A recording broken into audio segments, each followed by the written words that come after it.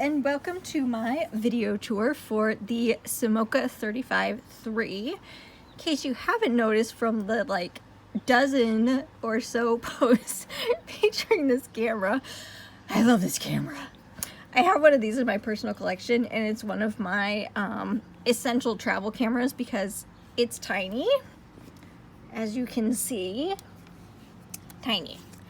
This shoots 35mm film. It's fully manual, no batteries required. It's super simple, but I love it. Just something about the whole process of shooting this camera, and it has a gorgeous lens on it. I love this lens for portraits. I actually shot this camera at both of my sister's weddings, and the pictures are awesome. So on the front of the camera, you have this beautiful 50mm 3.5 lens. You have, this is a scale focusing camera, so you essentially guess the distance that you want to be in focus, and that's what the numbers here on the side are. That is your focus scale. It also has the numbers on the outside ring here, so when you are holding it this way, you can see your distance numbers as well. Ooh. Okay, I know, I'm blatantly geeky. Okay, so to focus, this little knob here is what you push, and it's very easy to it's very easy to do.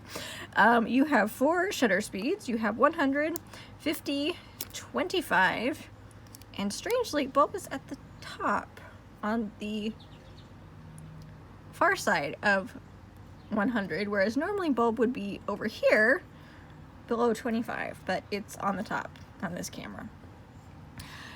Let's see. Okay, so this is a flash mount right there for the old style flashes. On the top, this on the right with the red arrow is your advanced knob. On the left is your frame counter window, and the red dot tells you what frame you are on. This counts up. So it starts at 0 and then it goes up depending on whether you have 24 or 36. If you're shooting a 36 shot roll, it does go all the way to 0. Goes all the way back around to 0. So shot 36, it hits 0 again, just FYI. Flash shoe on the top. These 2 knobs are very important. The one on the right is the shutter button, but the shutter button will not work until you cock it, which is this button on the left. So for every shot, you have to wind, cock it, push the shutter. Your f-stop is, your aperture is here on this, the grooved ring. So you have 22, 16, 11, 8, 5.6, 4, and 3.5. This lens is super dreamy when you shoot it wide open. I love that. Let's see, on the back is your viewfinder, which looks really tiny, but in practice and using it, it really is not an issue for me how small it is. If you wear glasses, I don't know if it would be more of a challenge for you. It might be, so be aware of that. All right, to load film into this baby, you have to turn it upside down, and here on the bottom, this lever here, L is locked and O is open. You switch it to open, pull it open like that. Oops. Oh, to rewind this film, when you're ready to rewind, you do have to push down the cock lever so that this will release. This particular one of this model, flop this open, the take-up reel comes out.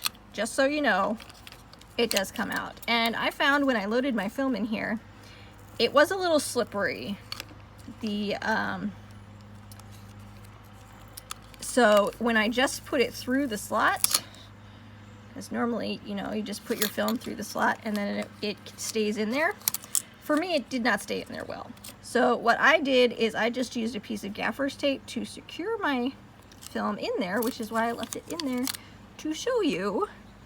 That's what I did. So I'm going to leave the gaffer's tape on here, so be aware if you buy this camera, that is the best way to keep it tensioned inside the camera. I think originally it had like a metal clip. I think that's what my Samoca 2 has. It has a little clip that helps it stay on. That's missing on this particular one because this camera's from the 1930s. So, so this just fits on here like a cartridge would. And this is where your film goes in. This is my test roll, which I just finished today. I'm super excited. There's lots of pictures of flowering trees. So this is going to the lab on Monday. Results coming soon. So to load your film in here, you put your cartridge in here, obviously. This flips up.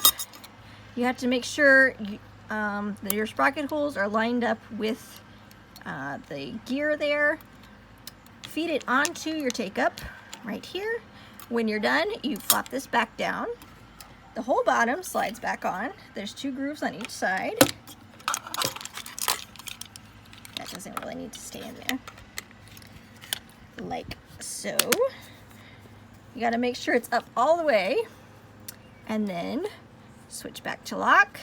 And I always pull on it just to make sure it's actually on there, because I've made that mistake sometimes. I thought it was on, not all the way on. The bottom falls off when you turn it right side up.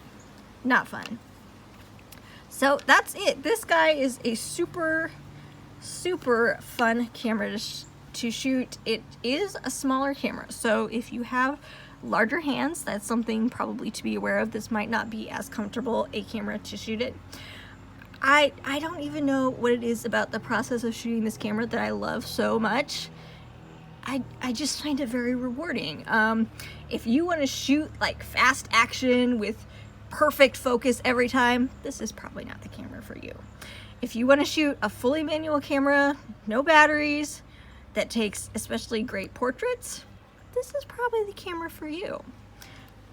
It's so enjoyable. It's kind of zen-like, because you push the cocking lever, you push the shutter button, you wind the take-up, you push it, you push it. I don't know, I love it. This is for sale in my shop. You may click the link in my bio to buy it. You should buy it, because I already have one of these, so I don't need to keep it. So someone else needs it, because it is an utter delight to shoot.